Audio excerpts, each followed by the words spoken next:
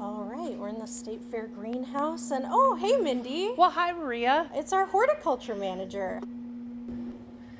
Can I ask you a couple questions? Absolutely.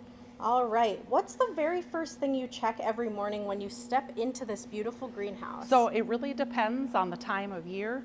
So in the summertime, I like to come through and check everybody, make sure that they're damp, that we have no crispy plants, and that everything has been watered. That makes sense. You're here all year round. Which plant in your collection best represents your personality and why? Well, how exciting. So I have this tray of succulents here. I would say that that's what best describes me as a plant, because you can kind of leave me alone for any length of time and I'll just figure it out. I love that.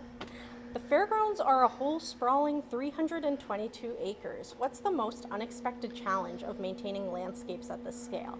So we do not have any in-ground irrigation here at the Minnesota State Fairgrounds, so that can be the biggest challenge for taking care of all of that space. If we get into a situation where it's hot and dry, we live life on the end of a hose. I'm sure it's a labor of love. It is. How do you decide what to grow on the fairgrounds for 12 days of the fair and year-round? So we try to factor in a lot of different aspects of what we do here. So whatever could be cool and funky and new for the year, we want to showcase.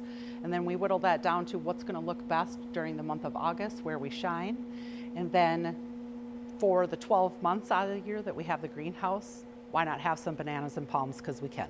I love that. You keep the tropical vibes all winter long. Absolutely.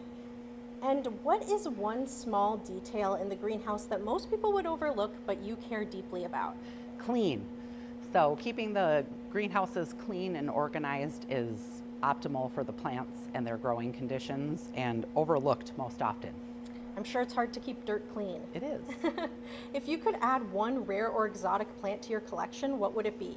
Anything super cool and rare and or has a big fantastic bloom that people would say wow. So I really love lady slippers. The state flower. Indeed. And okay, last question. We can't talk about the fair without talking about food. After a long day of digging in the dirt, what fair food would be your go-to treat? Anything over at the International Bazaar. They have such a great vibe over there, and they always mix it up with new fun flavors to try. And it's so close for you. True. Well, thank you so much for talking to us today and letting us into the greenhouse. We appreciate it. Thank you so much.